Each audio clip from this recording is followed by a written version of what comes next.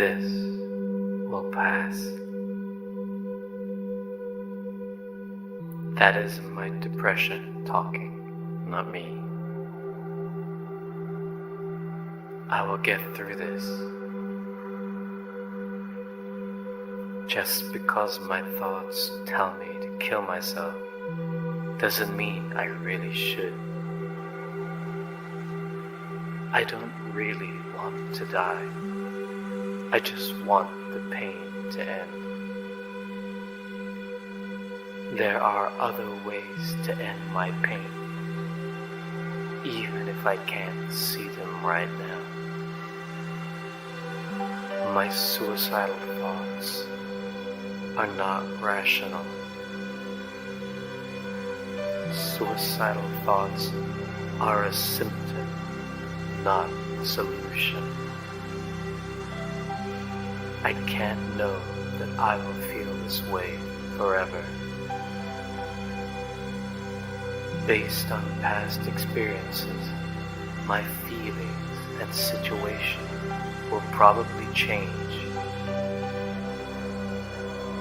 Life is constantly changing. I am a work in progress. You are valued even when you're not productive. You are loved despite your sadness. You are not sick because of a lack of effort or a failure at adjusting faulty thoughts. You are appreciated even when you can't contribute much. You are needed even though you feel worthless. You are separate from your depression. You aren't any less of a person because certain people can't understand your illness. You have persevered and should celebrate your tenacity. You are strong in your weakness. You are much more than your opinions of yourself. Your brain is your friend despite what you hear. Your discomfort won't last forever. You are okay where you are right now. You are a silent warrior. You are resilient.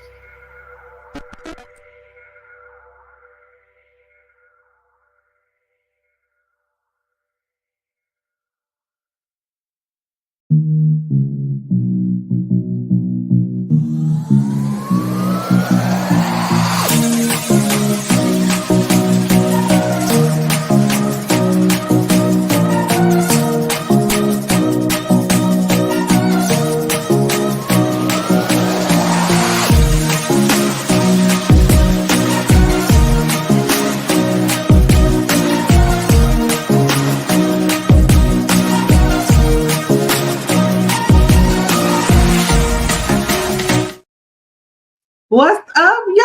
What's up?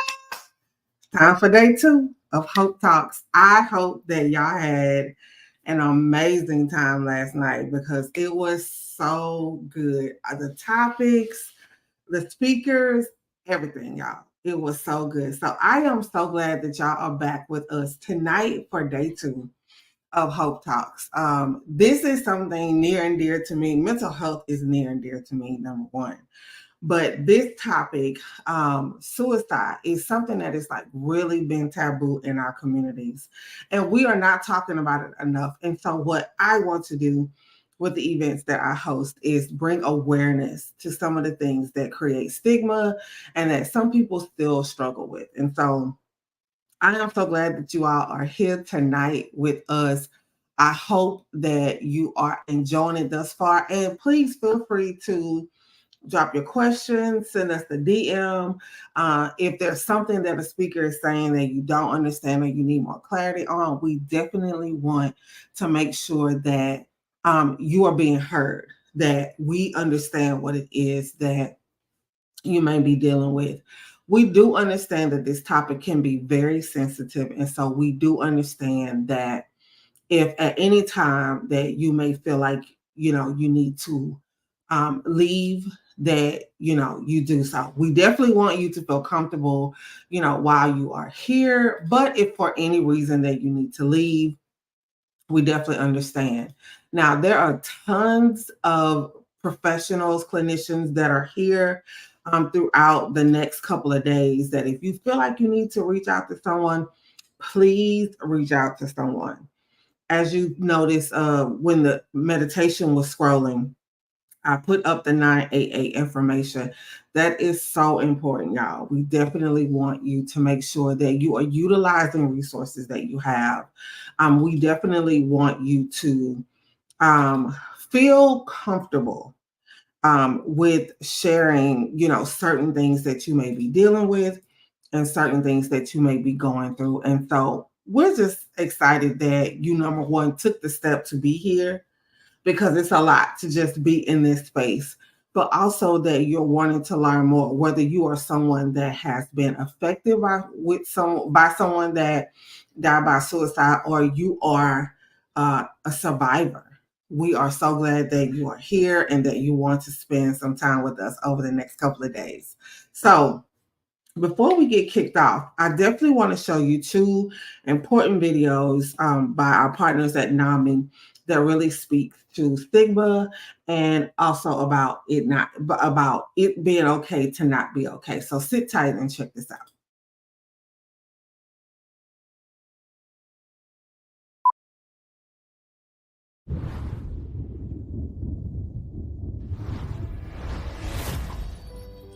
You may not realize it, but these words, often used to describe someone with a mental health condition, can be very harmful. In a country where 1 in 5 people are, it's time for all of us to step up and change the conversation.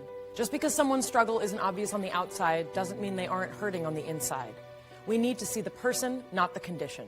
Join with me, pledge to be stigma-free.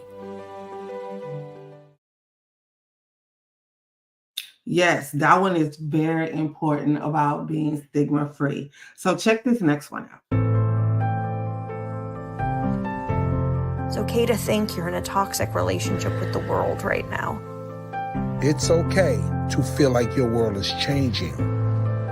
It's okay if it's hard to find the words to express how you feel. It's okay to feel like you just want to become someone else. It's okay if you're panicking over an inability to control your life right now.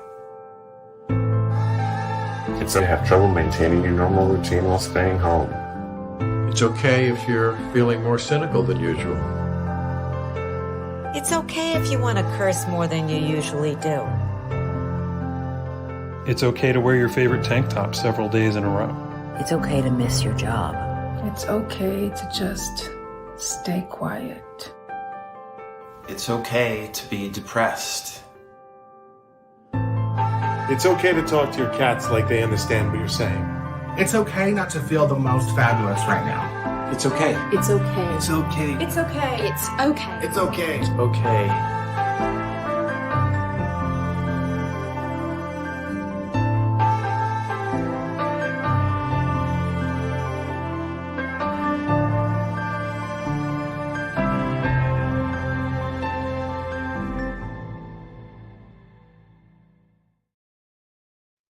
Thank y'all for tuning into that video. I really love that one, although it was created during the pandemic, but it really speaks to like where we were at that time. And for a lot of us, that is when we really started to pay attention to our mental health. So it's definitely important to know that it's okay to not be okay, and that you can reach out for help. So we will get started today. We have some really great topics that we're going to be talking about today. And today we're going to start with youth suicide, which is something that's rising, as you heard some of the experts talk about last night, about how that population within itself, the suicide rates are rising. So sit tight. Our guest will be up next.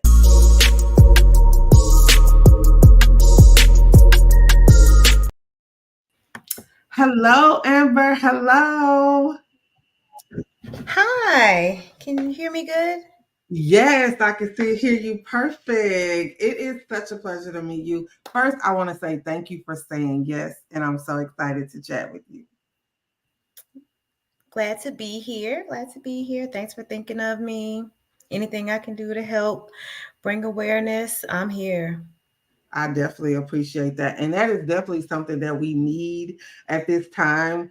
We know that it is very turbulent times right now that are going on, and especially for our youth. I was really heartbroken to hear and read the statistics around youth suicide and things like that. So thank you so much for lending your voice to this topic. So let's start off with telling us who you are and what you do.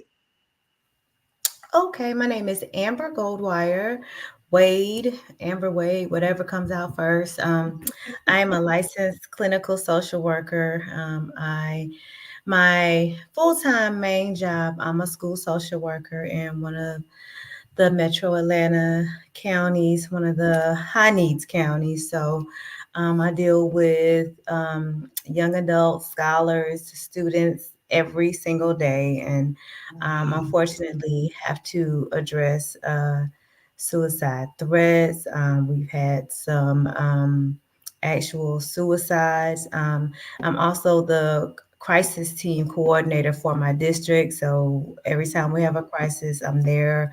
I'm calling out our teams and getting everybody prepared to respond to crisis.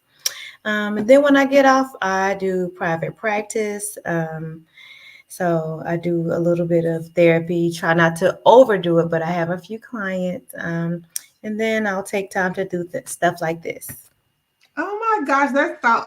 Listen, I just have to say hats off to you, number one, for working in the schools and having to deal with, like so much of the things that go on in schools, like being on the crisis team, that is a lot. And then to also be in private practice, like that is a lot within itself. And so I know that that's not easy. And especially, someone had sent me a DM the other day and they were saying, like, how do you know when this is real? Like, how can you tell? Because I think some people are attention seeking.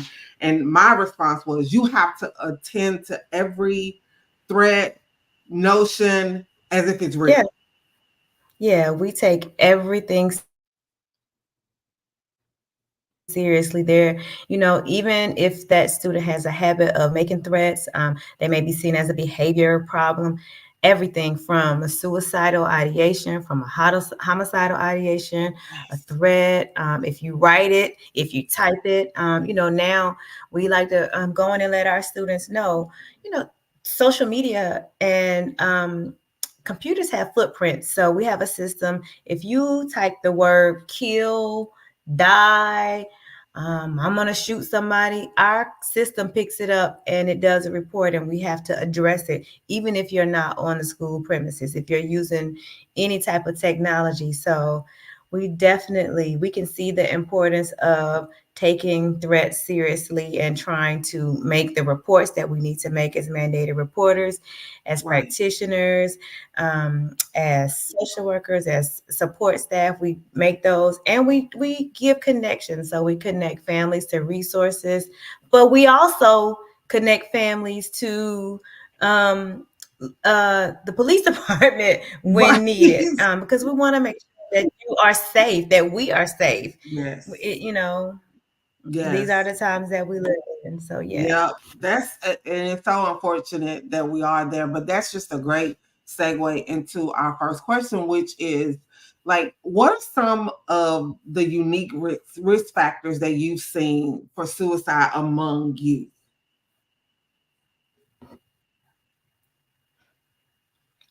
I think you broke up a little. You were asking about risk factors for suicide. What are some of the unique risk factors for suicide among youth? So what we find is that a lot of times it's your history, your family history, your genetics. That can be a risk factor. Definitely environmental, the home life, what's going on in your community, your friends, what you're watching on TV, the sights and sounds that you're taking in.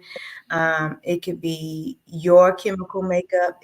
Even if you thought about or you've attempted suicide in the past, all of that. So all of those things coupled together or separate increases the risk of a student who might have suicidal ideation, who might try or attempt suicide, and who might actually die by suicide. Oh my gosh. I wouldn't have even thought about all of those things. Definitely like hereditary genetics, but oh my gosh, just even association could. Yeah, like sometimes, it's kind of like you sometimes end up kind of being a part of what you take in. And so that's why it's so important for parents to know who your children's Yes. friends are, know who those parents are, and be a part. Don't just be that parent that says, oh, I guess they're okay. They don't look different. They're not acting different, because sometimes they hide it well and they don't know the words to say, or they know exactly what to say or do to keep you off the trail. Our Right. kids are way more tech savvy. They know a lot more than we knew. Right. Each generation is going to say that. Like each generation becomes a little bit more savvy, a little bit smarter in certain ways than the generation before them. Right. Oh my gosh, yeah, that's so true. Hello, Dr. Taj. Hi. Evening. Hello. I'm not coming with mess, I promise. I'm behaving. She's not. She's my twin. So listen. I'm behaving. We have the same It's birthday. Tuesday. We don't act right. Okay. It's Tuesday. Oh, what's the birthday? August 19th. Okay. We Leos will not act. So Dr. Taj, Yes, introduce yourself. Tell us who you are and what you do. Okay. I am Taj McGurls. I'm an occupational therapist, owner, operator of Access Wellness here in Connecticut, where I provide assessment and one-on-one interventions to individuals across the lifespan with physical, mental disabilities of sorts, and sort of making life easy for them, or so that they can be successful and as independent as possible in the community and home environments. Yay. Well, thank you for joining. I do have to give y'all a disclaimer. We were Francine. We're in the path of Francine. So, if anything happens, y'all know that's what it is. Yeah. Are you serious? Yes. This is like the third weather system that's coming through here. So we're supposed to be on the dirty side of whatever it is. So that's why Amber a little bit when it broke up, that's probably what it is. So yes, yeah, that's what it is. Well, Dr. Taj, we were talking about risk factors. Okay. So for you, what would you say would be some risk factors among youth as it relates to suicide? So I don't know if Amber touched on this before I popped on, but I know a lot of the young adults that I come across, many of them, they present really well, right? And so everything's well, it's fine, it's good. But behind closed doors in those private moments, they are sort of kicking around different thoughts, like what it would be like if I wasn't here. I'm such a burden to mom and dad, or mom or dad or gram, whoever they live with. And I think a lot of young adults in particular, or youth, right? So like 12 to 25, they tend to struggle with social relationships. And so having a small social network that may sort of play on their self-worth and how they sort of engage, right? And how they look upon themselves, right? Especially because they're growing up in the era of social media. Thank heavens I was not born in that space, because this is just a different beast. It just adds a different sort of component. Right. Everything. Go ahead. I'm breaking up. I was saying, like, everything stays where, like, where, you know, if you didn't have the social media presence that was so prevalent, something can happen and you have an opportunity for people to forget about it. But with social media and videos and clips, it just lingers on and on. And so it's a little bit harder to bounce back from things like bullying and embarrassing incidents. You know, and like she's saying, they kind of bury things within themselves. And so, like in the schools, we do social emotional learning, just trying to normalize acknowledging feelings, talking about feelings, expressing feelings, making them feel okay about saying what it is that they're feeling and putting words to those thoughts and feelings that they weren't really able to describe before. That's true. That's true. I'll pose this to y'all, and I'll start with you, Dr. Taj. Last night, Tiffany and Tavara talked about, we were talking about, how does social media play a part in suicide, and so they both had opposing ideas, but they both made sense. So, Tiffany's thing was, well, everything don't have to be broadcasted. Like, you can open an app and you can literally Google how to commit suicide, how to about suicide. You can, Google how can I just die. And then Tabara's point was, well, maybe some of these things do need to be seen. Maybe it sparks something in someone to have the conversations around what they may be feeling as it relates to suicide. So I'll start with you, Dr. Taj. How do you feel about those views as it relates to you and Amber both saying about social media? Like, do you feel like it perpetuates suicide, or does it help navigate the conversations for it to kind of be preventative? I mean, I think it's twofold, right? I mean, it can definitely help navigate, help initiate, start the ball rolling for parents, right? For caregivers of the youth. Now, on the flip side, it sensationalizes it for the youth, right? And they tend to, I find that, young adults perseverate on things that they've seen and label it as cool or not cool, right? And so if it falls on the end of the cool meter where it's acceptable or sensational or it's one of those things, it's a positive, then it could definitely backfire. It's not necessarily something I would want to have the conversation. I would want them to be exposed to, because it's going to put ideas in their head that sort of would tend to spiral out of control. And then like I said, my initial point to the caregiver sort of being able to spark the conversation. It's particularly for the caregivers that aren't too like, I don't want to have this conversation. I don't know how to start this conversation. These movies, these scenes, these things on social media will allow for the conversation, right? Because they obviously have already seen it. And so now it's like, how do I, as a parent or a caregiver, tap into their thoughts about what's going on, right. And then sort of help them navigate through all the feelings around it. Right. Okay. I like that. That's good. Amber, you're in the schools. I mean, I know y'all fighting with cell phones, all kind of other stuff all day long with these kids. So what's your take on that? Well, I definitely don't think that exposure to the content causes a student to become suicidal. It's generally already there.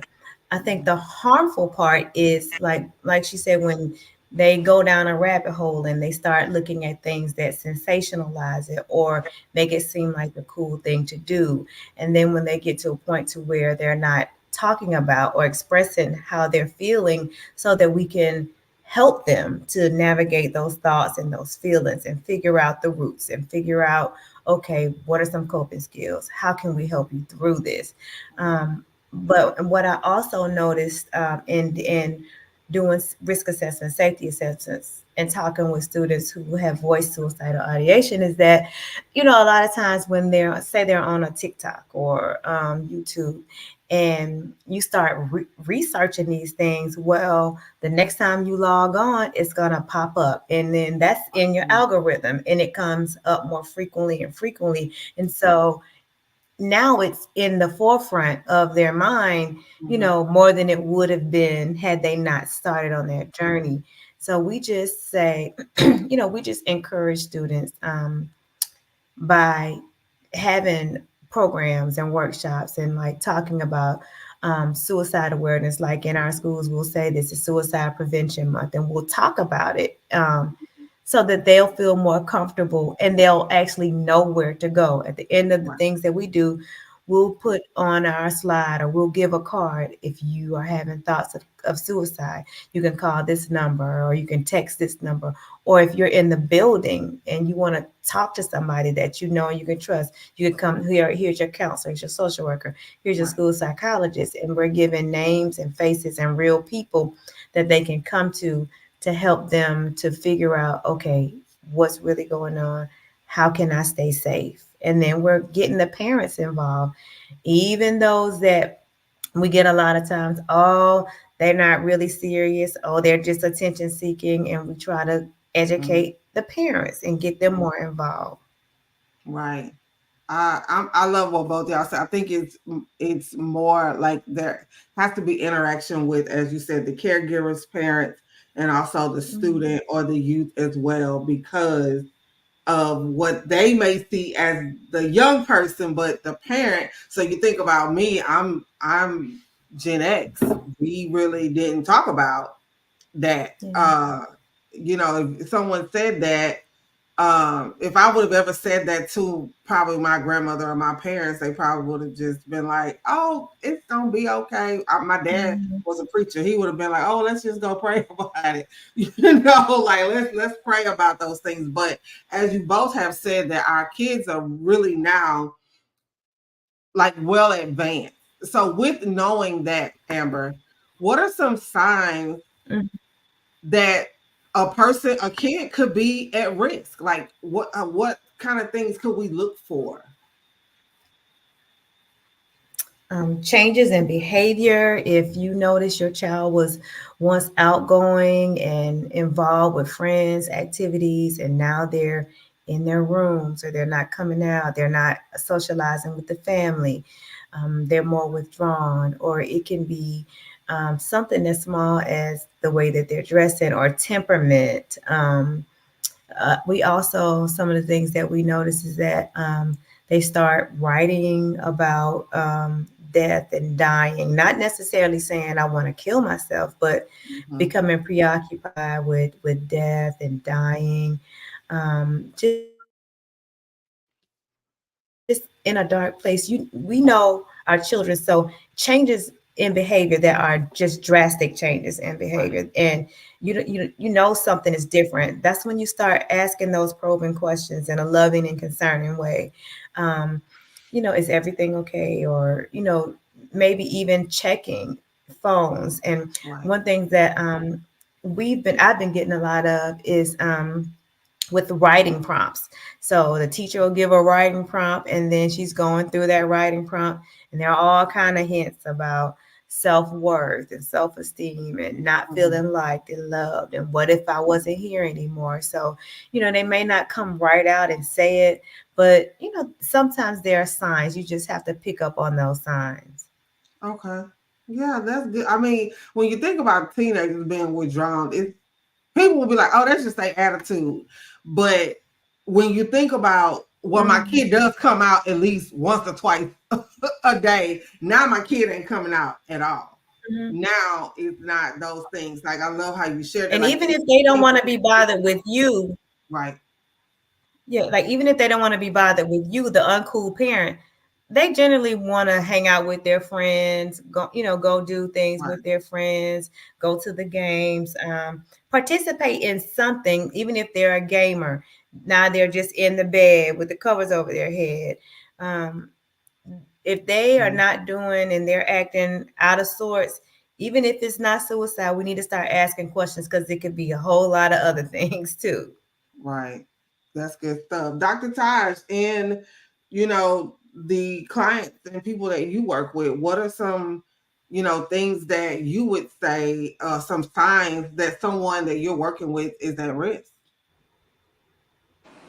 So a lot of times it's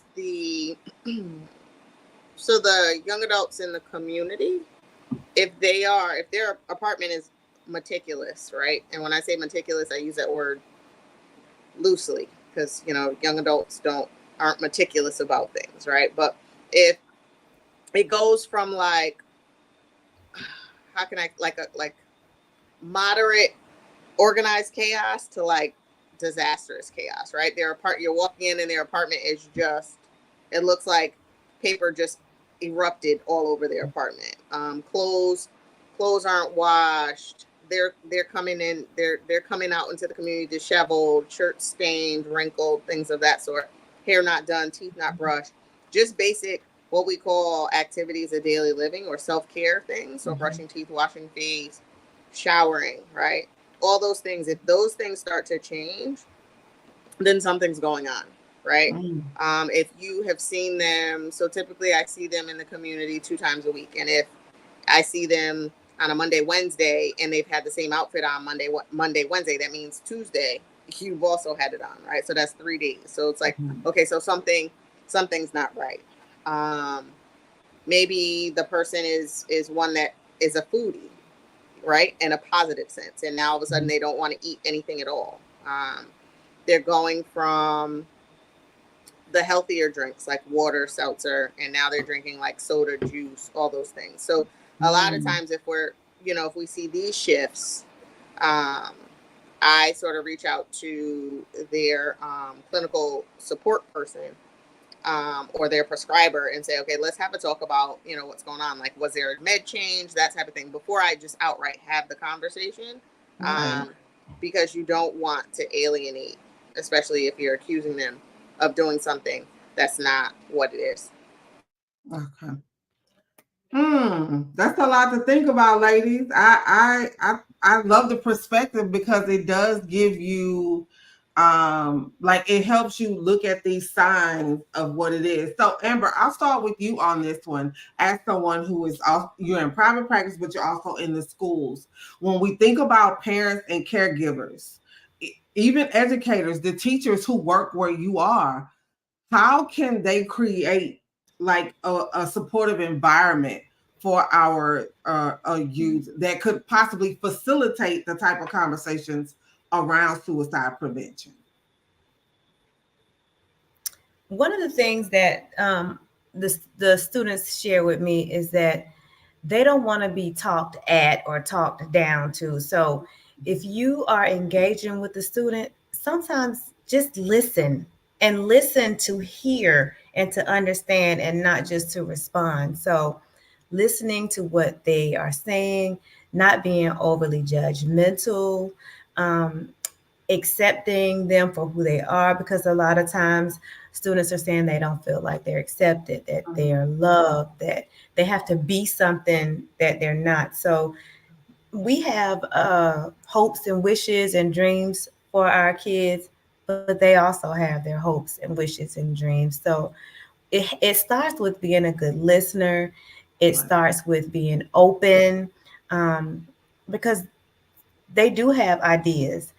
And just being able to say, okay, I hear you, and being open to receiving support, not making it like such a stigma or such a negative thing to receive help. Like, so if the child says, I need to talk to somebody and I can't just come to you, or even if you take your child somewhere and they're receiving therapy and medication might be an option, being open to all resources, getting your child the help that they need, and finding a way to take the time to be present. So that's another thing. We work because we want to provide, but we also have to have time and space to be present, engaged with our kids, not just, hey, I'm going to work, hey, you're going off to school. making Right. time for dinner, or, whatever that looks like in your household, a time to sit down and talk about your day, their day, building that connection so that they'll feel a closeness to you and they'll be able and willing to talk to you. Yes. Oh my gosh. You just said so much to me that's just common. But just think about how many parents, caregivers, even just family members who don't even do those. We may see those as basic things to do, but a lot of times people just don't have the time. So I'm really glad that you shared those things, because I think that's important as even somebody that the child may look up to or have connections with in the community, or they see you at church or, out somewhere, just being present and noticing them, like really making sure that you're paying attention to them, I think is really, really helpful. So thank you for sharing those things. Those are big. Dr. Taj, what would you say are some ways that parents in your job, you mentioned the risk team, those people, what are some things that people can do to create like a supportive environment for our youth that would aid in suicide prevention? So I'll just sort of talk from a space of what we actually do, right? So in a lot of times in working with individuals, whether youth or adults, right, there's always one staff member or, collateral community person that connects well with the individual, right? And so facilitating that safe space for that person, right? And when I say safe space, it's like they want to be able to know that they can come to that particular person without fear of like being chastised, yelled at, any of those things, right? That their person is their safe person. And so right. Most of the times with the young adults, some of them get so emotionally charged they have to swear sometimes, right? And so there are some providers that you can't swear with them at all, right? So yeah, for them that is like, like a hard stop. Like I can't trust them, because if I make a mistake and like swear, then it'll be something bigger. But creating that safe space, a safe protected space where they can say whatever it is they need to say to get it off their chest. And so we make sure on our community team that there's somebody that has that rapport with that person, so that they can go to them regardless of what the issue is to talk it through and know that that person is going to make the best decisions on their behalf, right? So that they know, if I'm saying I have thoughts of, right, it's not thoughts of suicide. It's not necessarily that I have an act or a plan in place, but I may just have thoughts. Well, okay, this person can help me talk it through, or this person can connect me with or explain my story to like my therapist, whatever, whoever that person is, so that they feel kept, supported, right, not ostracized. Because I think that that's huge, especially with young adults, right? They don't want spaces where they go and tell somebody something and then it immediately leads to like a rehospitalization. They want it to be, I'm saying what I have to say and you're going to help me work through it. Right. That's y'all got my wheels just turning. Like how, like it seems simple. Like the things y'all saying are like commonplace. It seems like really simple, but for some people who may be in different like age brackets or generations, it seems really hard for them to adapt to some of these really simple strategies and tips that y'all are giving. So thank y'all so much for sharing that. As we wrap up this panel, Dr. Taj, I'll start with you. Share with us like maybe one or two questions that someone could ask a youth who they may think is feeling that way, or just to start the conversation about suicide prevention. Like what are one or two questions that someone could ask, and then share with everyone how they can get connected with you? Okay. One that I use often, and that we've sort of adopted as a sort of a general rule or a general question is, how's your energy today? And so we work based off of a thermometer. And granted, the thermometer looks different because over time, I've had different patients who have creative thumbs draw the thermometer and the colors and so on and so forth, right? And so the idea is that a person will work firing on all cylinders, doing what they need to do, their focus, they're, sort of tuned in between 4 and 6, right? And so if they are 6.1 and higher, then that is an extreme. I don't want to call it a negative emotion, but it's one of those higher, like anger and all those other things, right? And then if they are 4.1 and low, 3.9 and lower, then it's sort of slow, sluggish, all those things, right? So again, they're not necessarily firing on all cylinders. And so depending on where they are on that thermometer before we start session, that typically determines where we're going with the session, right? So we may need to talk about something that happened yesterday that they're perseverating on. They may have these extreme depressed feelings, so that 3.9 or lower, that we need to sort of support them around. We may need to get them to regulate back down to the 6 because somebody might have pissed them off. They might, again, still be perseverating on something and want to, as one of my kids told me today, choke somebody out today. Oh, Lord. Okay. Yeah. So it's a story for another time. But, sort of getting them to sort of work in that space. And then that sort of would then dictate sort of what we do and where we go from there. So much so that many of the young adults have adopted that whole, where's my energy? So like if they see me, they'll be like, Miss Taj, so can we say that my energy is like a 6 right now? And I might need to like, can we meet at the track instead of you meeting at my apartment? Because I need to walk it off. And I'm thinking it's 85 degrees. I gotta walk outside. Like this ain't the move, but all right, Chief, I'm gonna meet you at the track. Like I got on sandals. Like it's just, you know what I mean? It's one of those types of days, right? But again, once you start to build something, whether it's a question or a concept into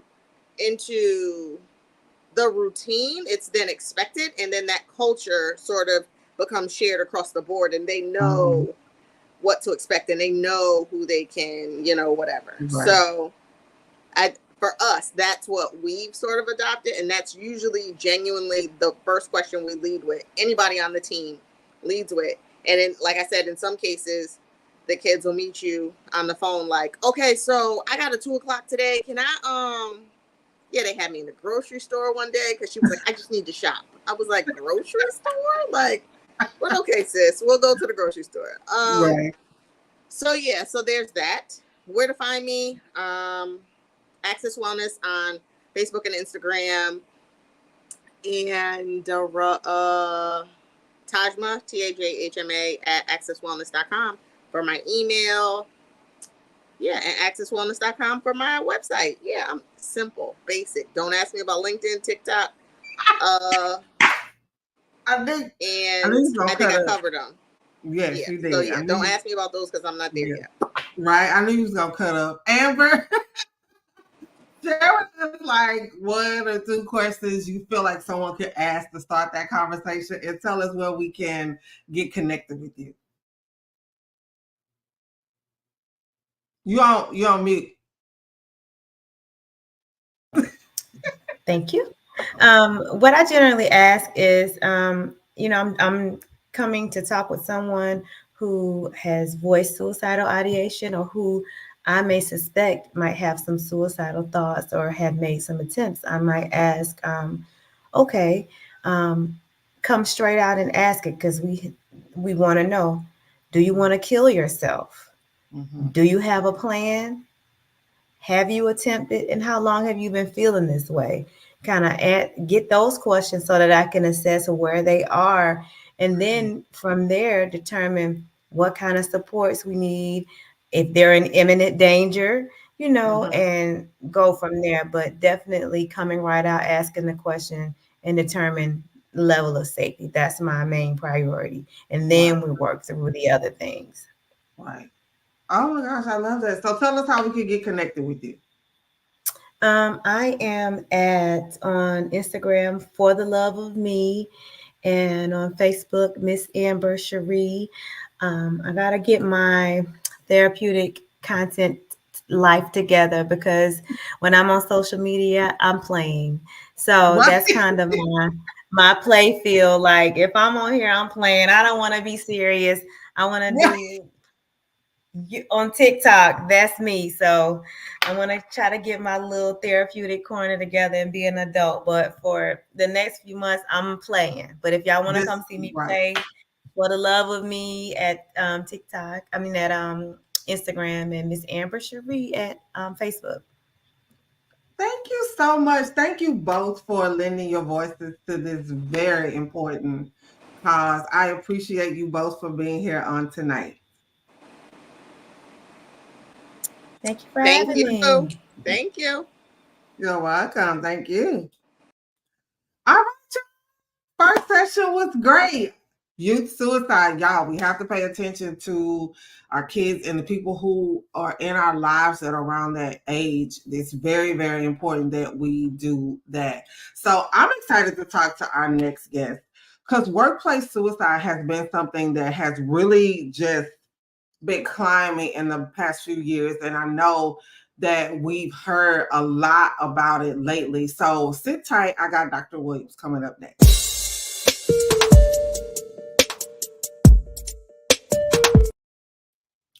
Hello, Dr. Williams. You can't hear me either. Hi there. How are you doing? I'm doing fantastic. How about yourself? I'm doing great. Looking forward to this. Thank you so much for having this platform.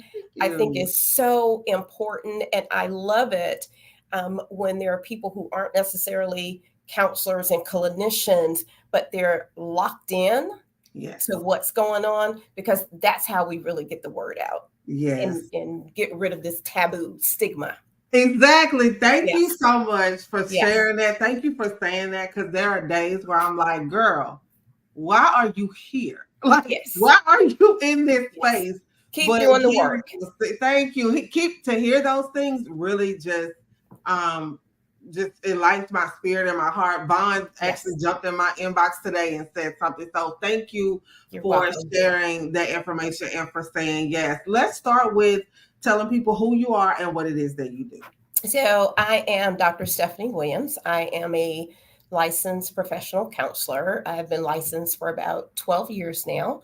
I've been in part-time private practice for about 5 years.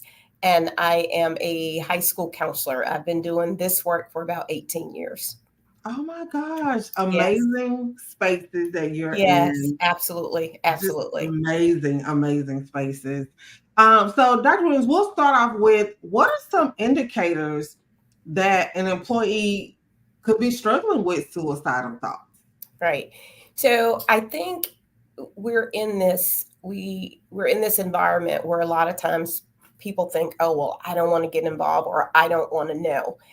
But a lot of times when there are people who don't have other support systems, we find our family in the workspace. So people are going to talk. So just simply starting with asking someone, hey, Lakeisha, how was your weekend? So we have to be in tune to listening, to body language, to hearing what they're saying. So we have to be intentional listeners.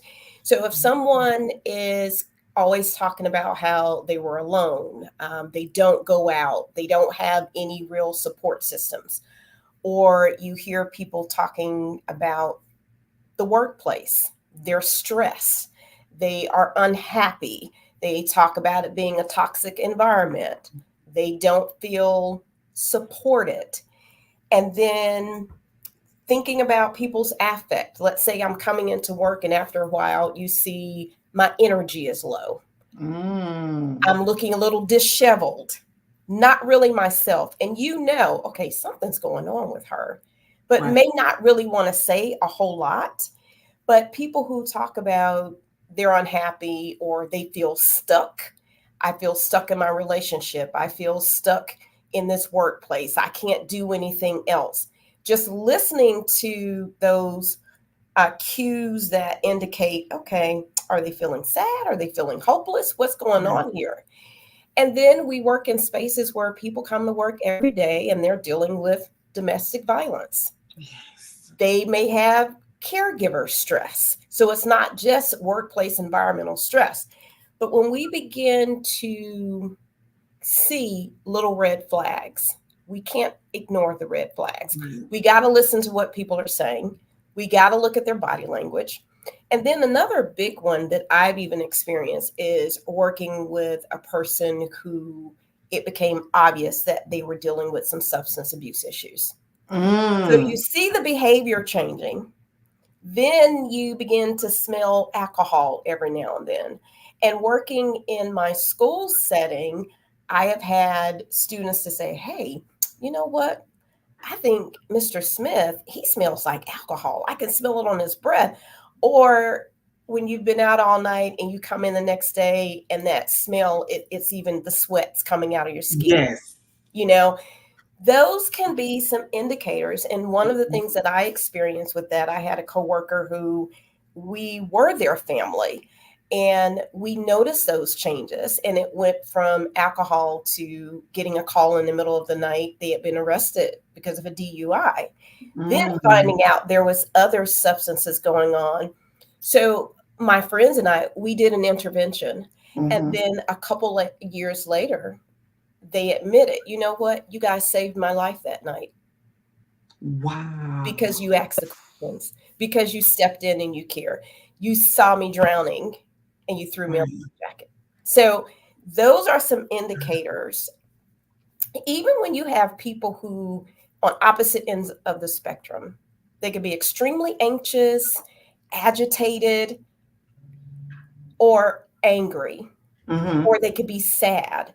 But you're seeing a difference in their affect. You're seeing a difference in their energy. You can tell, right? And so sometimes we just need to ask the question, hey, Lakeisha, you okay today? Right. And not ask it because it's polite, but ask, and we're being intentional about hearing the answer. Exactly. So those are some indicators. Listening to words, listening to body language, listening to watching affect, and just especially when you said a few minutes ago about in the workplace, it's becoming so much more prevalent. And a lot of times that's because of workplace stress. Yes. It's because people feel bullied in the workplace. They feel like they don't have a platform. They feel judged. They're intimidated. And so this is what happens. Right. Yeah. Oh, I love like everything you said. Yeah. While you're there speaking on like the bullying and things like that, we all were outraged about, I think her name was Dr. Bailey, who died by suicide not too long ago. Yes. So when you think about those things, it's like accomplished. Where she was, you would never have thought it. Never have thought that. Not to mention, she cried out for help with that. So my next question is about policies. What do you feel like the role that workplace policies play in mental health and even suicide attempts, or even it actually happening? Right. I think first of all, even from the top, we have to be aware of the legislation. We have to know what the policies are on our government level, right? There are so many resources out there. The Centers for Disease Control, the World Health Organization, all have very specific best practices, policies, guidelines, where if you're a company of 5 employees or 10,000 employees, the principles are the same. We need to know the legislation. Within the workplace, I think we need supervisors and managers that lead with empathy. Yes. we already know what we're there for. We know we're there to produce. We get all that. But when you have leaders that are empathetic, your employees are going to produce more because they're going to feel more confident, right? We got to have those environments where our leaders care about the total person's well-being. Right. They value family. They value people, right? But it starts with knowing the legislation. It starts with having in your command an internal crisis response team. Because if you're calling me, I'm in Georgia, and so we have our Georgia Crisis and Access line. If anything's going on in our workplace with any of our, employers, or if I'm in my office, if I'm in my practice, we can call them out. But we need to have some internal processes where there is a crisis response team that can go out and take care of our employees with fidelity, with respect, all of that, so that people can feel confident. That's the type of work environment we have to have. Yes, I love that you said that. That is, I don't think people realize how important that is. And thank God, as a business owner, but also as someone who works a 9-to-5 in a nonprofit setting, I am grateful that I have that type of leadership where I am. As someone who lives with high functioning depression, she's taken the time to research what that is, what that looks like, how I respond in certain things. And I have a high pressure role. I am the corporate relations committee, like I'm in charge of all of that, but I'm also in charge of the events, which is very stressful. So there are certain signs that she's like, okay, come here. Right. Absolutely. What's happening? Yeah. What's happening here? Like, what's going on? So for you to really just say that, I really hope the people watching tonight are really tapping into that. Especially if they are in leadership positions. And we're not talking about just C-suite. Like if you are just the manager, the shift supervisor. That's what I mean. Yeah, absolutely. Absolutely. And I think in those spaces too, within the buildings, the corporations, the plants, wherever, there has to be a culture of tolerance, respect, inclusiveness, where whether I'm the person that mops the floor or if I'm the CEO, respect just permeates throughout the building, right? So that when I walk in the door, I know that regardless of my disability, my race, my sexuality, I'm being evaluated based on what I bring to the table and not on who I love. Exactly. I don't have to worry about being bullied about that. Those types of spaces, that's the culture. And that's the climate that we have to create to basically combat this whole showing I really do care about mental health, right? I'm creating safe spaces. And I know a lot of places now will have like Zen rooms. And they don't expect for you on company time, you're going there and you're just completely, laid out. But let's think about that high stress job that you talk about you have. And there are times that you get a little bit overwhelmed and you need a way to regulate your emotions. Just pull it in, right? Sometimes it only takes about 10 minutes going to another place, doing some breathing exercises, or just taking a 5-minute walk around the building to clear your head, to really process what's happening, to just bring yourself down. Exactly. Those are the kind of spaces we got to have employers creating it and people feeling it's okay for me to do this. Yes. I love that you said that, because my next question is, how can employers create this culture of support, which you touched a little bit on, but of openness? Because if I can't talk about the fact that today I know I'm in crisis. I know it. I'm smiling. I'm grinning. Right. Yes. I'm even dressed to the nines, but I'm in crises. I'm in crisis. Yeah. So there has to be, I think, there has to be policies even within the workplace where you have had maybe talks, or you brought someone in to talk about the importance of mental health, and then you laid out for your employees, well, this is the process that's going to be kept confidential, right? This is a space, this is who you can talk to, especially if, let's say, I don't feel comfortable coming to you because you're my boss, right? Well, this is who you can talk to. You don't have to talk to me. Right. I need to know that you're getting the help. Exactly. Right. So having trainings, creating a culture where, let's say, we're offering discounts if you want to get a gym membership, or we just promoting good, healthy self-care. And let me talk about self-care for a minute, because this is where I think a lot of times we falter, right? Starting with the basics, creating healthy boundaries for yourself. Just healthy boundaries. Yeah. Lakeisha, it's okay to say no sometimes, right? Understanding what your limits are and not being afraid to say, look, I can do 1, 2, and 3, but I'm not going to be able to get to 4 and 5. Can I get some assistance with that? Right.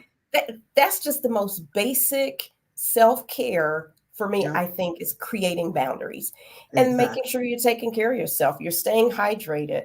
You're getting sleep, right? Because that will affect your mood if you're not getting enough sleep. If you're dehydrated, that's going to affect your mood.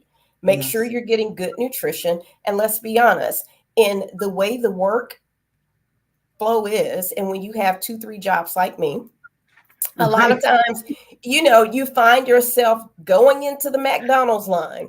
But that means I have to be intentional on the weekends. I have to meal prep, right? Yes, that part. Because I'm taking care of me. We do so much of taking care of other people, which then leads to us being overwhelmed. Right. Our plates are running over. It leads to anxiety. It leads to stress. It leads to depression. Yes. Which leads to feeling hopeless, which leads to, you know what, I'm just going to give it all up. Exactly.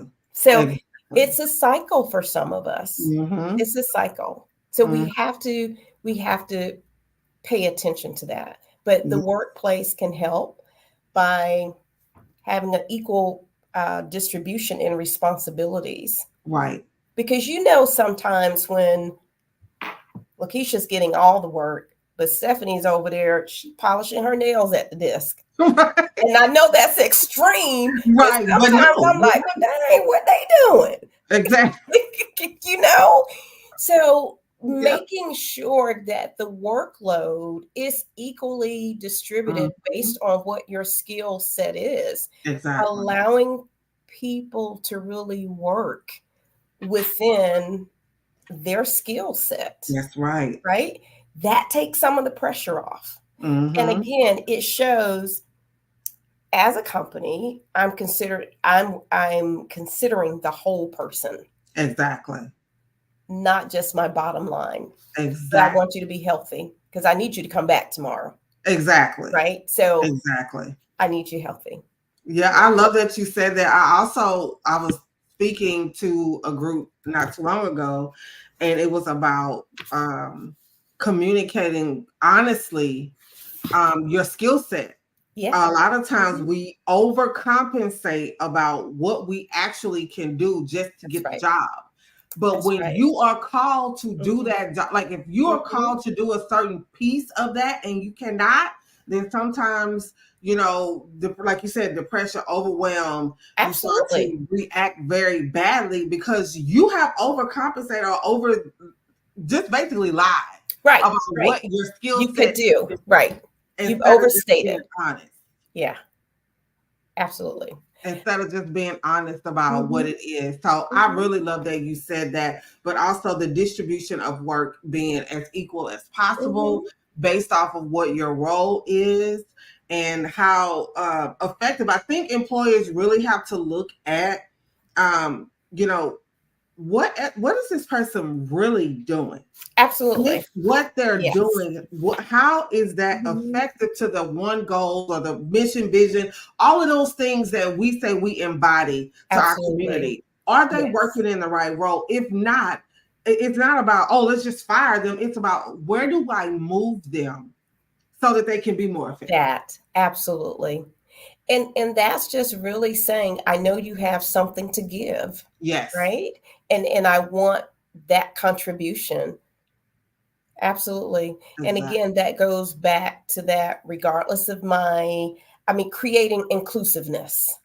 Just being inclusive. Absolutely. Yes. Absolutely. Oh my gosh. Yeah. See how we vibing, y'all. Yes. Yes. I love this. I love this.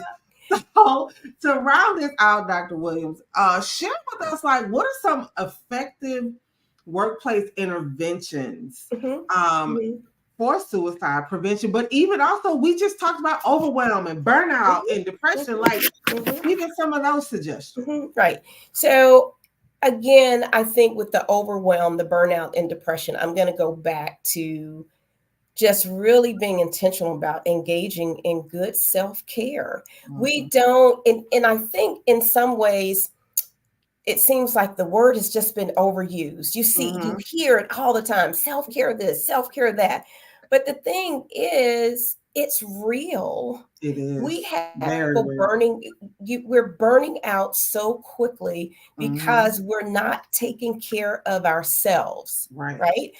So much of our focus is on other people, our children, our partners, our family, trying to make sure all this other stuff gets done, and we're running ourselves down. But when your cup is empty, how are you filling your cup back up?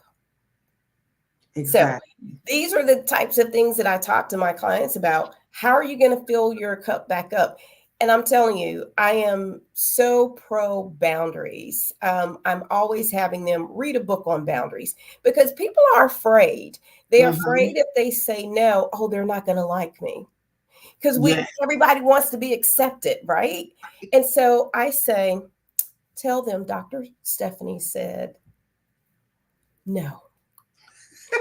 We just need permission. That's it. We just, we need to get permission from somebody. Is it okay? Is it really okay if I say no? Yes, it's okay if you say no. It's not who you are. And anybody who respects you, they know, okay, if Lakeisha's saying no right now, she really can't do it. This is too much. But it starts with taking care of ourselves, refilling our cups, doing something that you enjoy. That's not work. Right? That's refilling your cup. Binge watching your favorite TV show that you haven't seen in the last month. That's refilling your cup. Yep. Taking time and putting that cell phone down. Yes. You can call them back. That's refilling your cup. Because every time you pick it up, it's somebody who probably wants something. Who wants something from you. Right. That's refilling your cup. Starting a routine of just really good, deep breathing in through your nose and out through your nose. That sends more oxygen to your brain and it relaxes your body.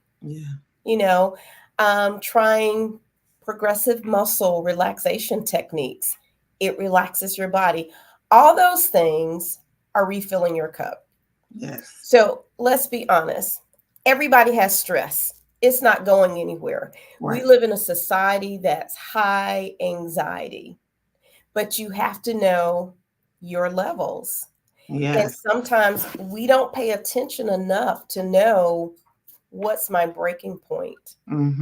So the goal is to find ways to have balance. Yes. And in that, I'm constantly refilling my cup. I'm refilling my cup, right? Go for a walk, sit on the porch, read a book. We don't even read anymore. Nope. Get you some good mind candy. Exactly. Right? book. It doesn't have to always be something self-care or all that. Get you some good mind candy, right? It's something to take you somewhere else where you can live vicariously for a minute or two, and then come on back to reality, because we still have to get the work done. Exactly. Absolutely. Absolutely. But I think, again, just in going back to in our workplaces, creating that culture of it's okay. I'm welcome. I'm welcoming. You can come to me. You can talk, right? Yes. If I see you, we teach. Let me go back. We teach the kids at our high school in our county. We do suicide prevention, and we give them this acronym at the end, and it's called ACT. ACT. Acknowledge, care, tell. So I tell adults, we can do that too. We can acknowledge. If I see your struggle, I don't have to get deep in your business to know there's something wrong. Yeah. Right? I'm acknowledging that. Care. I can come up to you and just say, hey, I see you're having a bad day. Is there anything I can do for you today? How can I serve you today? Right? I can ask, how was your weekend? How was your evening? And then depending on our relationship, if you're comfortable enough disclosing to me, well, I'm going through this or I'm going through that, and you come straight out and tell me, you know what, I just don't know if I can do it anymore. I'm caring. I'm asking you, is there somebody I can call? Who can I call? Or let me help you research some resources. Offer your friend, you know what, if I know therapy, if you're looking into therapy, that's big, it's scary. I'll take you. I don't have to sit in the session. I can sit outside. That's acknowledging, that's caring. And the telling part for adults, sometimes depending on the level, confidentiality is, we have to consider that. But do you want me to go with you to talk to the boss, to talk to the manager? Let me be a support for you. Because in that space, when people are feeling hopeless, I mean, like truly hopeless, there is no time to waste. You don't put them in their car and send them home. Nope. You put information in their hands. So other things that workplaces can do, put the information out where I can just get it. Like a lot of places now have EAP, employee assistance programs. A lot of my clients come through employee assistance programs, and it's a benefit of the actual company. So that's another big thing that companies are doing. But even to take that further, and a lot of people don't know this, depending on your insurance plan also has a benefit to where you can get 6 to 8 sessions of behavioral health for free. And I'm talking about working with people with their finances, family issues, mental health, all of those different things that leads to high stress, anxiety, depression, and hopelessness. Yeah. So we got to start at the beginning, because sometimes it's cyclical. Exactly. Yeah. Yes. Oh my gosh. Thank you so much, Dr. Williams, for sharing all this great information. Tell everyone how they can get connected with you. So I am on Facebook with Life Source Counseling and Consulting. I'm also on Instagram with LifeSource_wellness. And I'm getting ready in the next month or so. I'm going to be starting a series on Sundays called Sensational Sundays with Dr. Stephanie through YouTube. And so my whole platform is about empowering, educating, and elevating people on issues of mental health.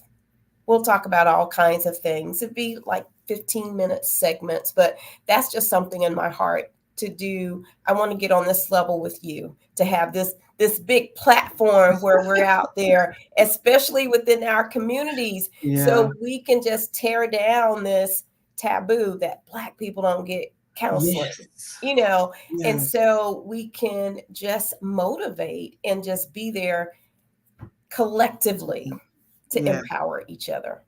I love that. Thank you again for You're saying welcome. yes. If there's anything I can do to assist you, be a part, I would love to do that. I love driving our initiatives forward. So thank you again for joining us. Thank you for having me. Have a great evening. You too. Okay, bye. That was so good, y'all. Y'all hear these statistics, like all these things that Dr. Williams gave are very practical. So again, tonight, my girl Vaughn is coming on and she is going to do some reflective activities for us. And it's going to be about 10 minutes and she's going to give you some prompts. So make sure that you have like pen and paper available so that you can really write through these prompts. And then after her, we'll be talking to one of my friends, Megan. She and I are going to have a conversation about what chronic suicidal ideation looks like. And I am so excited that Megan is going to share her story with us tonight. So y'all sit tight. Vaughn will be right back and let's get ready to do some reflective activity. Hi, girlfriend. Hey. I'm going to let you have the stage, sis. Thank you very much. Welcome to our second night of Reflecting Journaling. Once again, I'm Vonsil Morton of Von's Vision, an encouraging whisper in the ear or kick in the butt when needed. Just know whichever you get, it comes from a place of care and purpose. Now, Amber and Dr. Taj, they gave us some necessary insights about youth suicide prevention, and that's where I'm going to start tonight. This session is especially personal to me.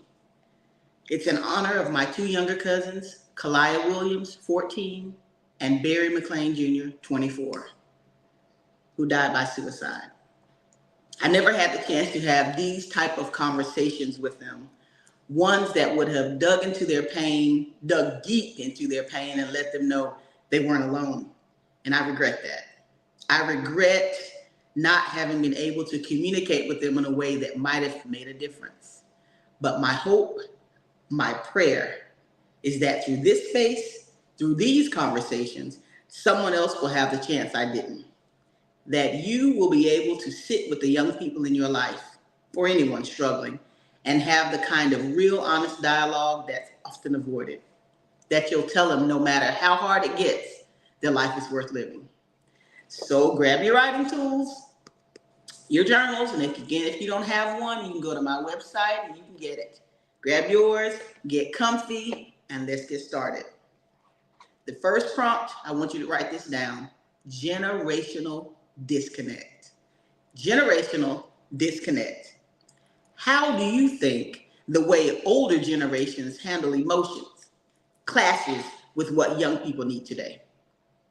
How do you think the way older generations handle emotions clashes with what young people need today?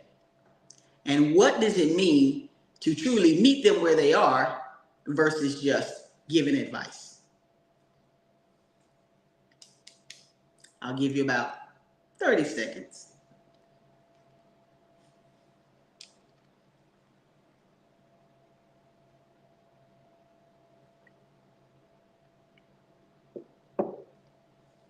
Got it? Okay. The next one is invisible wounds. Now, beyond outright bullying or trauma, how might subtle forms of emotional neglect contribute to youth suicide risk? The invisible struggles, I mean, like perfectionism, quiet anxiety, or internalized shame. I want you to reflect on how those battles can escalate to a breaking point without anybody noticing. How can you encourage young people to express their inner struggles before they reach a crisis? Invisible struggles. Again, I'll give you about 30 seconds. Now, like I said last night, there's no wrong way to write. There is no wrong way to write. It's all about you expressing truth.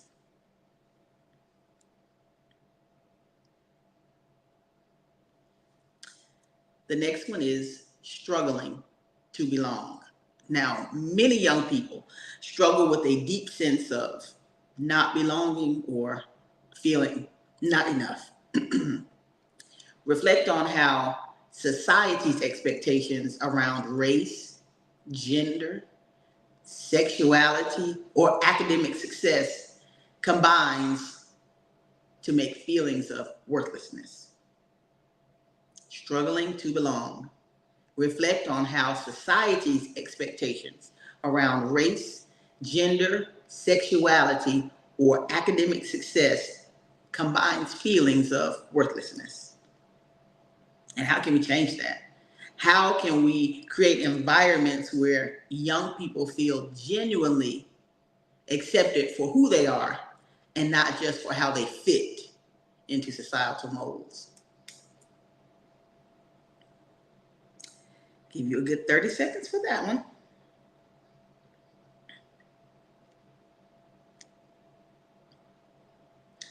Ooh, this next one, write it down, please.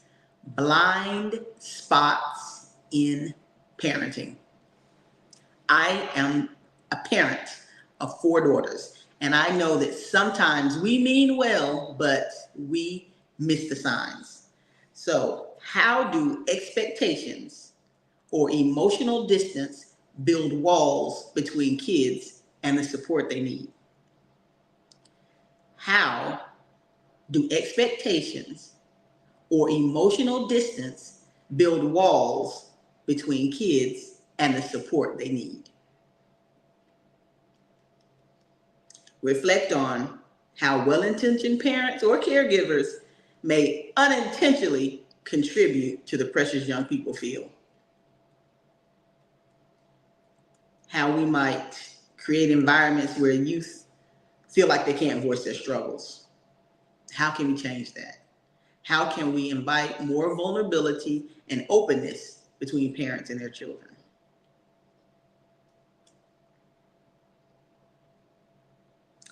Take a good 30 to 45 seconds on that.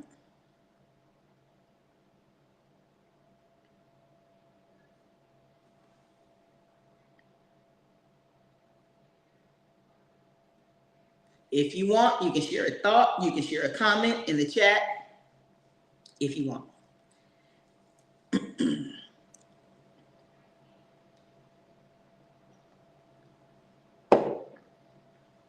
Now, let's shift gears and reflect on suicide prevention in the workplace. Now, the workplace might seem like the last place you connect a conversation so personal, but as a proud Army veteran with 22 years of service and 4 deployments under my belt, I can agree with what Dr. Stephanie said. Work is often where the cracks start to show. The weight of job stress, pressure, isolation, and overwork can become overwhelming. And it's easy to miss the signs when you just grinding. Dr. Stephanie really brought home the importance of this, so let's dig a little deeper. The first prompt is pressure to perform. How does the constant drive to perform and produce at work affect mental health? How does the constant drive to perform and produce at work affect mental health?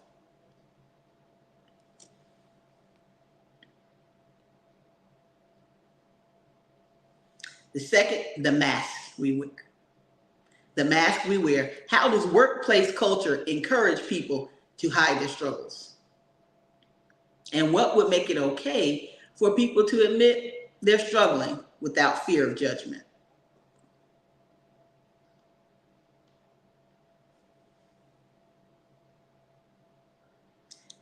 Third, isolation at work. How does workplace isolation contribute to mental health struggles?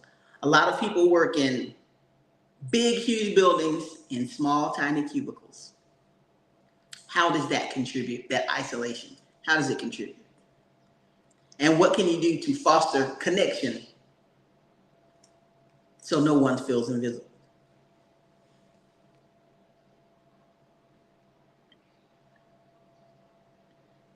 Woo, this one. Toxic work culture. How do environments that glorify overwork and burnout push people to the edge? How do environments that glorify overwork and burnout push people to the edge? And how can you promote balance and well-being instead of constantly pushing for more? You turn in the project, more. Dr. Taj talked about feeling stuck. So I call this feeling trapped. How does feeling stuck in a job that you don't want to be at play into mental health? How does feeling stuck in an unfulfilling job play into your mental health? Because you got to go there.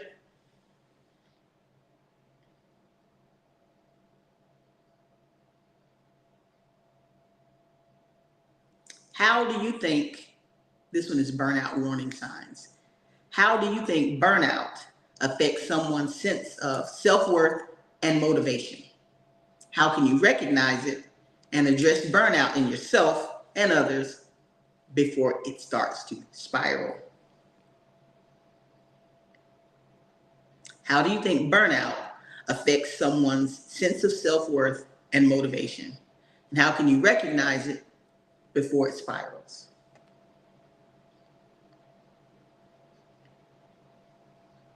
Write this down. Overworking as a coping mechanism.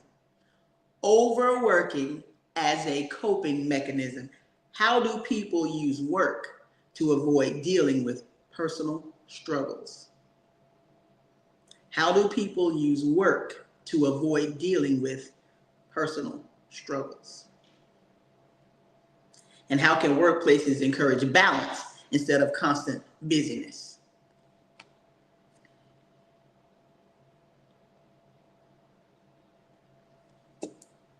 As we come to the close of today's journaling session, let me look, somebody in the chat. Let's see what the chat said. It gets to a point where they don't feel like the parent would understand the feelings, so they hold it in. Yes, that happens all the time, and parents, we've got to do better. As we come to the close of today's journaling session, I want to thank you for taking time to reflect and explore your thoughts and emotions. Remember, each moment you spend processing your feelings is a step towards understanding yourself better and finding the support you deserve. Your voice matters, your experiences are valid, and your journey is important. So be gentle with yourself tonight. If any of these reflections stirred something deeper, it's okay to sit with those feelings and continue writing. I'll be back tomorrow and we'll continue this path together. Remember, the world is waiting for something only you can give it. Thank you so much. Oh my gosh, you are the best at this. And thank you for driving the point that it's okay to sit with those feelings. Like, that is so important. That is so important. Yes, thanks, Vaughn. I appreciate you. No problem. See you tomorrow. Okay. All right, y'all, moving right along. That was so good. Like, I love these activities because it really gets you to thinking not only about the topic at hand, but the feelings that you're having. So I'm so excited about our last session for tonight, where we are actually going to have some really great conversations. So sit back. Megan's coming up next.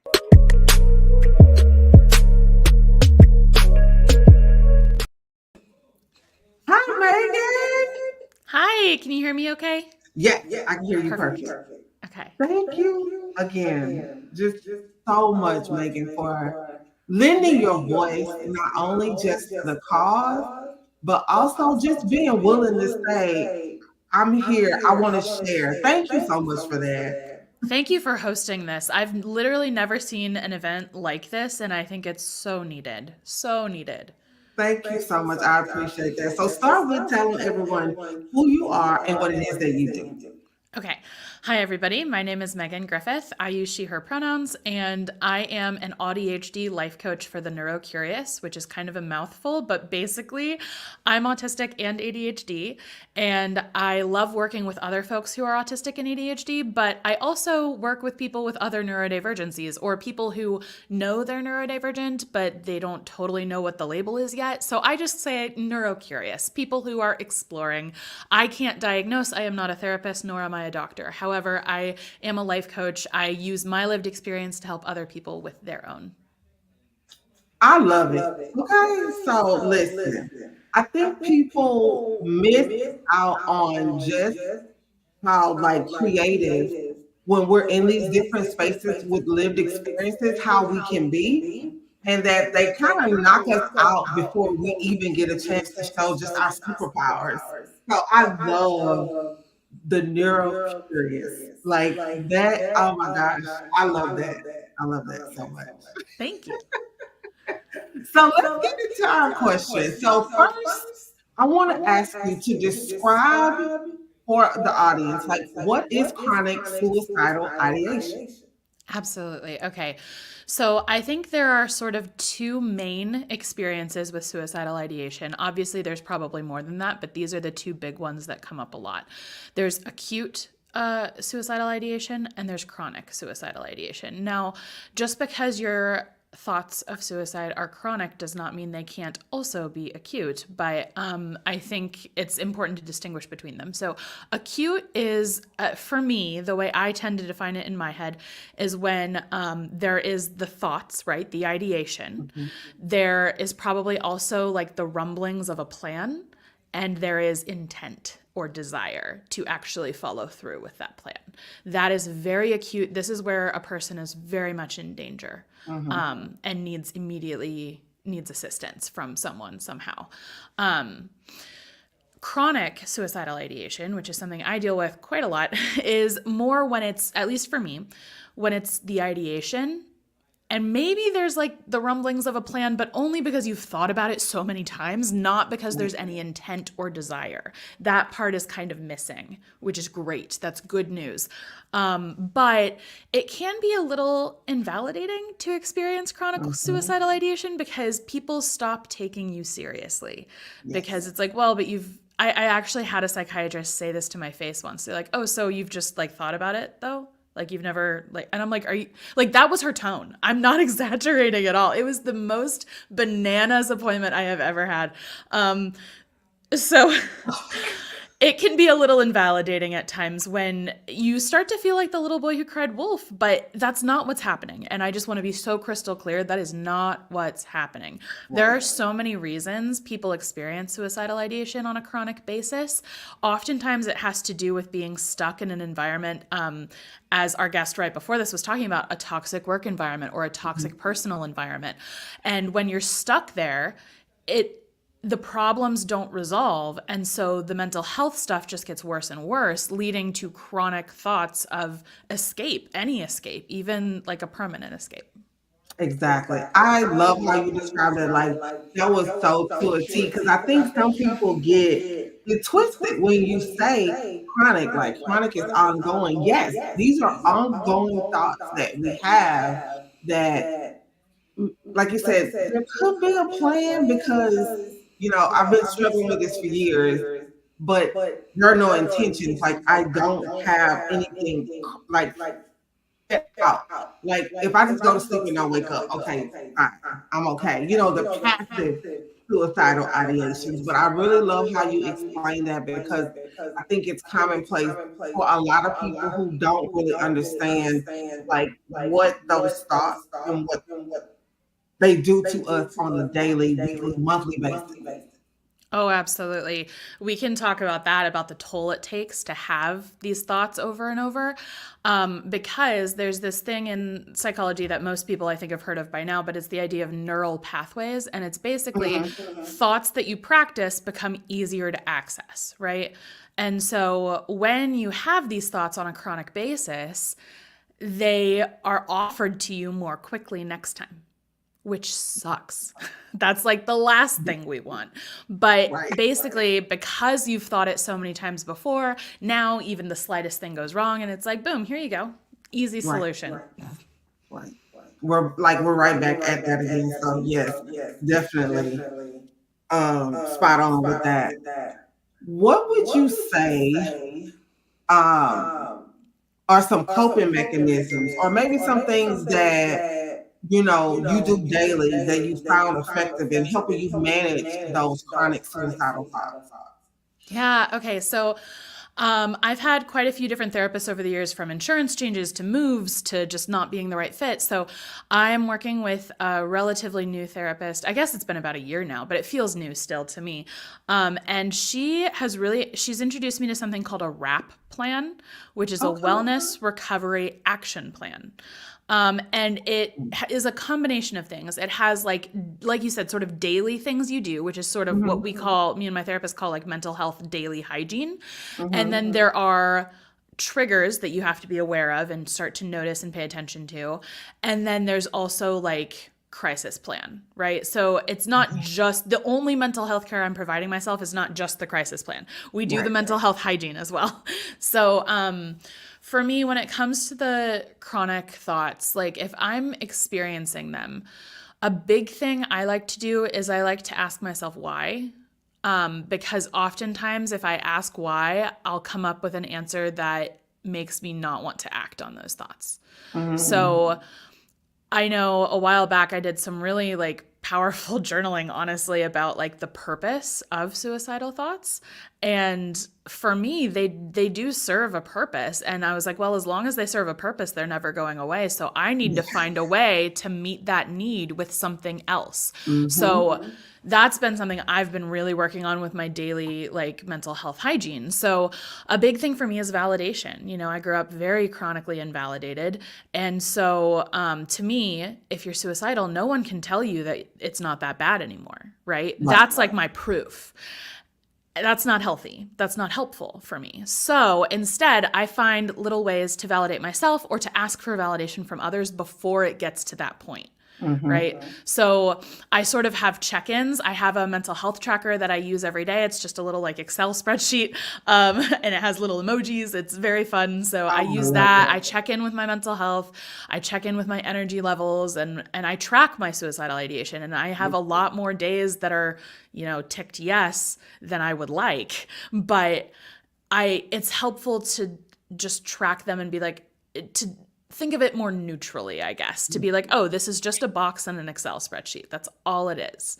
Because sometimes when I put too much pressure on it, like, oh my goodness, you had that thought. That's super scary. And it is. And I want to validate that. But at the same time, sometimes I treat my chronic suicidal thoughts sort of like a toddler throwing a tantrum, where it's like, okay, sweetie, I know you're upset. I know you're hurting and I hear you. But you don't get to drive the car today. I'm going to put you over here with a coloring book and an apple juice. Like, I'll check in on you in 20 minutes. Yes. Oh my gosh, Megan, you are my people. Like, you get it. And I think so many people don't understand. So for me, I struggle with high functioning depression. For us, we are very high on the suicidal ideation, or even actually doing it spectrum. We're very high on it because we're high functioning. So when you said, I treat it like a toddler, people just don't get that. That's literally sometimes how we have to deal with our chronic unseen invisible illness. We have to treat it like that. I think I shared a reel a few weeks ago, and people were cracking up. It's this guy singing, "We're gonna do it anyway," and I was like, "That's how my anxiety and depression. When I get up and I say my affirmations, and I'm like, not today," and they're like, "We're gonna do it anyway." Like, that is literally what it is, and it's not us succumbing. If that's the word, it's not us succumbing to them. We know they're there. We know they're present. We just have another plan. We just have another way of getting rid of them, or putting them over here for a little bit. Yeah, because I mean, every part of you is working to keep you safe. Even the part of you that wants to self-destruct is trying to keep you safe. And so I have found that trying to shame that part of me doesn't work. That just recreates my trauma. So instead, I try to accept it. Like, yeah, like I would my toddler. I don't shame my toddler for having a meltdown, but I also don't let him direct my day. You know, I'm in charge. Exactly. I love that. Y'all, this is this stuff right here. This is real good stuff. So for those of us who have a plan for how we handle our mental health, because I have a mental health crisis plan. It sits on my refrigerator. And it is in the event of. But I share it with people close to me because if I'm out, if I'm somewhere, because I'm high functioning, you can't tell what's going on until I'm like in crises and you see certain signs. But beyond having that plan for ourselves, how can like our loved ones or the people around us like best support those of us who do experience chronic suicidal ideation? I actually am working on my book, and one of the sections I'm writing about is how to have relationships with people when you're both autistic and ADHD, you know, both things that really affect your relationships. And so for it, I interviewed my husband. I was like, hey, what's your perspective on this? And his answers were so like enlightening. So one of the things he says he does when I'm having a really bad mental health day, you know, I try not to share when I'm like having these thoughts, which is not good. Share with your friends and family, folks. But because it's chronic, there is this sense of like, well, should I? Like, I don't know. So I'm still working on that. But even if he doesn't know exactly where I'm at, he can tell when I'm just not having it, right? And so some of the things he said he does is he tries to take things off my plate. Like you mentioned, like you have very high functioning depression, which means people expect you to function highly, which just adds to the pressure and adds to the pain. And so he will just take things off. He's like, no, I'll put the kids to bed. No, I'll cook dinner. No, I'll do this. And I'm just like, I can just lay on the couch and rot, which sometimes you just need. That part. Yes. You're right. So that's a big thing he does. Also, because I'm autistic, he provides like deep pressure for me. So he will like press on my forehead sometimes for me, which is a huge like sensory thing for me. Feels amazing. Sometimes he just lays on me and I'm like, yes, it's like the best weighted blanket in the world. What else? He does so much to support me. He often asks, you know, like, oh, what do you need? How can I help? But we're kind of working on that because when I'm in that headspace, I don't always have the capacity to answer that. Right. So we're working on, we have like a digital folder that we share that's like my crisis plan, but it has, instead of just a crisis plan, it has, here's how to support me on a good mental health day and on an okay mental health day, a bad mental health day, and here's the crisis plan. So there's like different folders for each one. And I think that's helpful too, just that way he knows what I need, even if I can't communicate it in the moment. Right. And that's a great way for him to also not feel overwhelmed himself with responsibilities as a husband, as a father, as a friend, and all the other roles that he may play. And I think that the more of us that do the work that you are doing, there should be plans for every single thing. It is hard work, yes. And it is sometimes triggering. When I was actually writing my mental health crisis plan, I was like, I really overreact. Like, of course, as high functioning, there's a level of perfectionism in that. So when you see how imperfect you are, it kind of ignites this or triggers something. And then you're like, I'm really that bad. And then it's like the what we call like the hamster wheel, like you just ruminate over and over and over.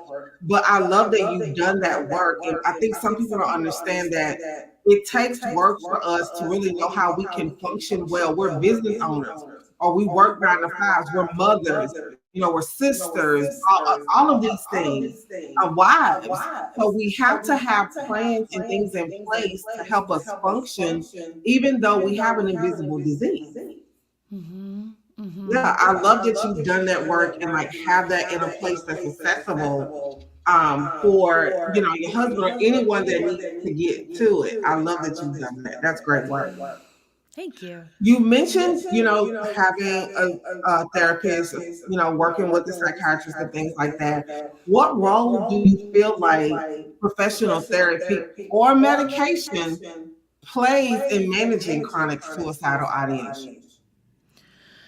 I take a very therapy and medication neutral approach. I think they work great for some people. Some people only like therapy or only like medication, and some people don't want anything to do with either one.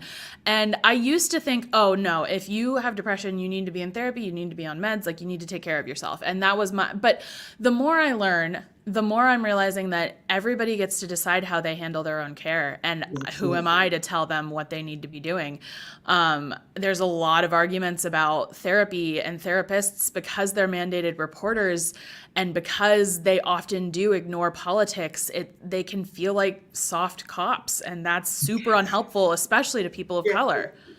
Yes. So who am I as a cis white lady to tell you what to be doing with your mental health care? I know what's right for me, though. So for me, therapy has always been a really big part of my journey. I think partially just because I like to talk. I just need someone to bounce ideas off of. And my husband loves me so much, but I'm very, very obsessive, and I can talk about the same thing over and over and over. So when I have therapy, I can talk about it to him, I can talk about it to my best friend, I can talk about it to my therapist, and I can talk about it on the internet for my social media platforms. And that gives me enough outlets that I feel like I've finally processed it. Right. So it's really important for me. Medication's also been really important for me. I've been on different meds throughout the years as my diagnoses have been different. I was misdiagnosed as bipolar for a while. It turns out that was not the most accurate. It's a super valid diagnosis. It just didn't really reflect my experience. Right. And then we found out it was autism and ADHD, and in addition to depression, of course. And medication has always been helpful for me, but about a year after my first kid was born, I had no postpartum. I did so well, and then about a year, which is still in the postpartum window, it just hit me like a truck, and I think it was my hormones starting to do different things. I don't know exactly what it was, but I talked to a different psychiatrist than that horrible one I mentioned earlier. Yeah. And he was very kind and totally understood. And he's like, well, in some cases, for some people, a typical SSRI antidepressant isn't enough to prevent these chronic suicidal thoughts. Sometimes an antipsychotic can help with that. Now, again, I want a huge caveat in that antipsychotics are entirely overprescribed, especially to children of color. Yes. However, they do have uses, and I don't want you to discount them automatically. I just want you to do your due diligence and be careful. Right. For me, my antipsychotic has changed my life. It saved my life 1,000,000 times over. My quality of life is 1,000,000 times better. But I'm just one brain and I'm just one person, but that's what's worked really well for me. Right. Oh my gosh. I love that you said that, because I am, well, I won't say I'm therapy neutral. I think everybody should have it, even if you are not, like, you don't have a quote unquote invisible disease, like, we do. I am very medication. I feel like it is your choice, but I also feel like you should do your due diligence as you do with anything else. Figure out if something works for you. And when you talk about support, like for me, I just got my certification in peer support. And when I was going through it, I went in it with this mindset of, yes, I'm here to help. Yes. And it is nothing about help. It is really about you supporting and guiding. And there's a difference between supporting someone and helping someone. And we do have mandatory things that we have to report. And to me, I went in like, oh shit, like this is not going to work for me, because I want it to be a safe space. But being in Texas, there are certain mandates that I have to follow. And I have to say this thing beforehand, like if you report to me or if you're about to tell me about abuse and all these things, I have to report that. So I love that you brought those things up, because there are some mandatory reporting that goes into therapy, but also in certain medications that you take if you exhibit or say certain things. And so we don't want to distract or deter anyone away. Like you've done so eloquently, you've not done that. But we do want people to be informed that if you decide not to and if you're displaying this, that could be reported. But if you are taking this and then you display something, that could be reported as well. So thank you for sharing that the way that you did, because I think a lot of people feel like, oh, if I go to therapy, they're going to tell. They don't have to tell nothing. They're bound not to tell anything unless you exhibit or say certain things. Yeah, your therapist, a good therapist, most therapists are not going to tell your parents. They're not going to, it's really between you and them. It's supposed to be a comfortable, inviting space. Obviously a little uncomfortable at first, but it's supposed to make you feel welcome. And if it doesn't, I mean, maybe give it a session or two, but if you feel unsafe, get out of there. There's a million therapists. Find a better one. Exactly. Yes, that is so true. Thank you for sharing that. As we round out our conversation, my last question is, what message would you give to someone who has been living with chronic suicidal ideation and feels like they just cannot escape, if that's even the word to use, these thoughts? I think for me, the way my chronic suicidal ideation can feel in the moment when it's really bad is, everybody says suicide is a permanent solution to a temporary problem. And that never feels true to me because this problem is chronic. This problem never goes away. And it feels like the problem is me. And so it would be a permanent solution to a permanent problem, which at least feels a little more fair. So if you're in that headspace, first of all, I just want to say I'm sorry. That sucks. Like, really and truly, that's terrible, and you shouldn't have to go through it, but I understand that you are. And what I want to leave you with, I suppose, is just the message that even with these thoughts, even with your pain, you make the world so much better. Not because you are productive, not because you're high functioning, not because people need you, none of that. Although if that's what you need to hold on, please use it. What I mean is that even if all you could do all day long is breathe in and out, even if you could do nothing else, the world would be so much better for it. That's it. Oh my gosh, Megan. That's like a mic drop. That's like a mic drop, because I think people look for these big, grandiose responses or ideas that we have. And some days it's so simple. If I could just breathe. If I could just breathe, I am doing 1,000% great. You talked about like your husband being able just to lay his weight on you. There are literally blankets out there that are prescribed for those of us who struggle or suffer with or live with some type of mental illness, because the weightedness of it makes us feel safe and secure. So even just the simplest things, like I want people to stop discarding the simple instructions or advice that we give and stop looking for this big bang thing, because it's not gonna, it could not help you. Yeah. And honestly, whatever your reason is for sticking around, use it. It's a good one, because anything that keeps you here is a good reason. Like, I literally have had times where I'm like, oh my gosh, my husband will have to do so much paperwork, and that just feels mean. Like, are you serious? That's the reason? But like, whatever works, I don't care. I just want you here. Right. Exactly. Yes, definitely think of that. And I think for me, I'm the type like, what would y'all do without me? Like, seriously, my kids probably would not be able to know the first thing to do. Like, my brothers would be so lost. Like, why would I do that to my aunt? You know what I'm saying? Like, you have to really like think about and make a game. I hate to say it like y'all, but because it's serious. But we literally have to make a game out of what it is that what we're dealing with. Otherwise, it will drive us, for lack of a better word, crazy. We have to create a game out of it. Because sometimes the big reasons don't feel true in that moment. When you're like, oh, well, they'll be really sad. They'll grieve for years. No, they won't. They hate me.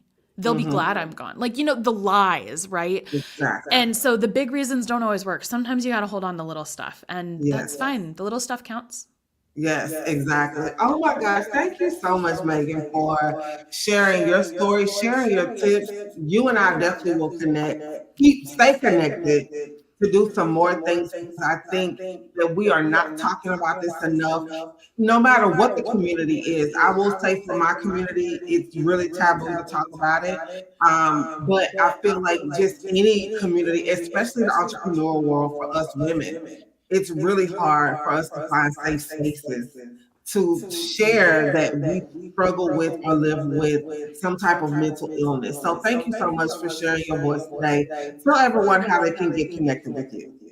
Absolutely. Okay, so I am primarily on Instagram and YouTube. I am the Neurocuriosity Club. And I think those are the best ways that you can find me. Feel free to send me a DM if this resonated with you and you're like, hey, I just, I'm not a therapist and I can't, provide therapy in any way, but I'm always happy to just let you know that you're okay and I see you. Yes. Thanks again, Megan, so much for, lending your voice and your talent tonight. And we'll definitely get connected soon. Okay, thank you. Bye. Oh my gosh, y'all, that was so good. That was so good. Like that talk alone was just so encouraging and so amazing. And so for anyone out there who may be struggling, know someone who is struggling, you can always tap into 988. That is literally a lifeline for anyone struggling. Thank you all again for joining us on tonight. One more night, y'all. One more night. Come back tomorrow as we end our Hope Talk series. Please stay connected with me. You can find me on all social platforms as at Lakeisha M. Mosley. Jump in my DM, send me an email. I answer my own stuff. I look forward to seeing you all back tomorrow night, and y'all have a good evening.